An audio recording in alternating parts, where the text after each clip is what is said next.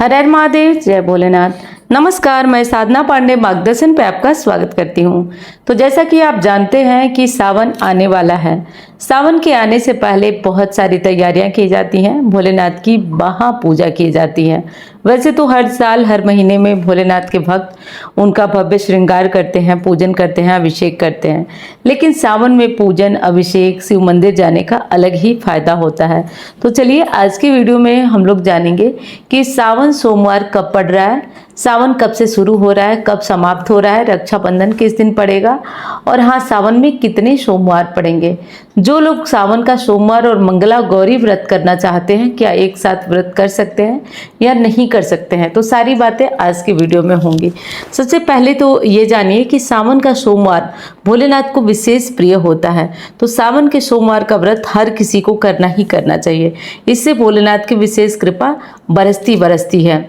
सावन में शिव भक्तों के लिए बहुत महत्वपूर्ण है, बहुत ज़रूरी है भोलेनाथ की पूजा आराधना करना।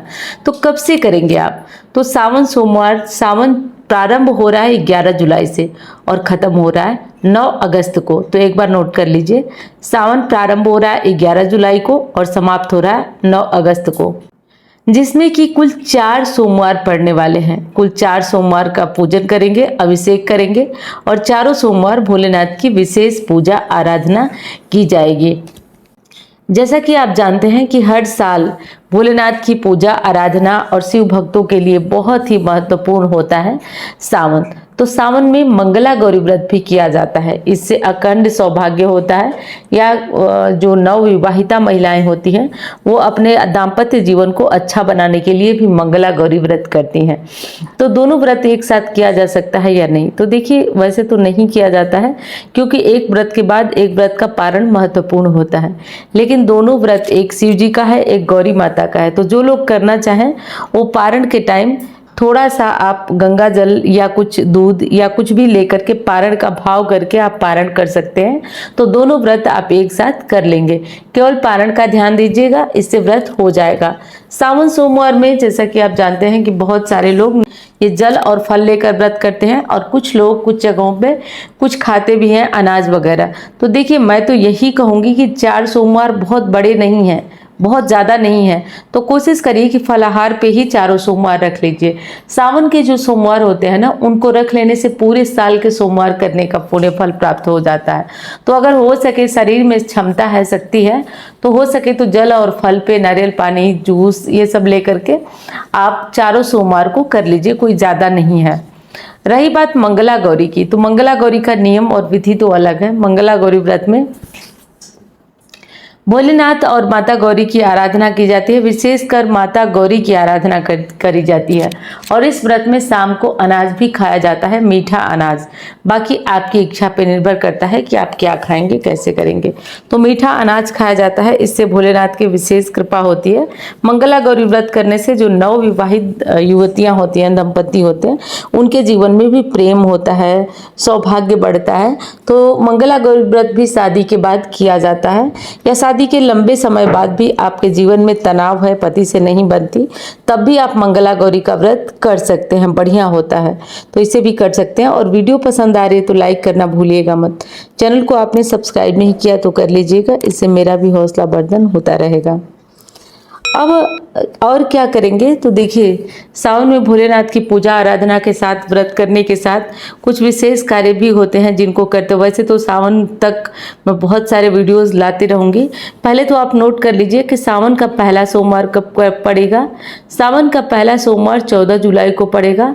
सावन का दूसरा सोमवार पड़ेगा 21 जुलाई को, और तीसरा सोमवार पड़ेगा 28 जुलाई को। चौथा सोमवार 4 अगस्त को पड़ेगा, जो कि अंतिम सावन सोमवार होगा। तो इससे अंतिम सावन सोमवार होगा, तो इसका ध्यान रखिएगा कि 4 सोमवार इस बार पड़ेगा। सावन में भोलेनाथ की पूजा आराधना करने में कुछ विशेष बातों का ध्यान रखा जाता है, जो कि आपके लिए ज़रूरी होता है। जैसे भोलेनाथ की पूजा आराधना में गंगा जल का विशेष महत्व होता है। तो अगर आप इससे पहले जाते हैं कहीं नदी, तालाब या सरोवर में, जहाँ पे आप गंगा जल भर के ला पाते हैं, तो आप गंगा जल भर के लाइएगा। क्योंकि गंगा जल भर के लाने से आपके जीवन से दोष परेशानियां दूर होती हैं। यदि आप तीर्थों का जल, विशेषकर गंगा जल, भोलेनाथ को चढ़ाते हैं तो गंगा जल चढ़ाने से उनकी विशेष कृपा बरसती है। अब जानेंगे कि रक्षाबंधन हमारा कब पड़ रहा है। देखिए दोस्तों, हिंदू पंचांग के अनुसार रक्षाबंधन 2025 में 9 अगस्त शनिवार को मनाया जाएगा। पूर्णिमा तिथि 8 अगस्त 2025 को दोपहर 2:12 पर शुरू हो रही है और 9 अगस्त को दोपहर 1:24 पर समाप्त हो रही है।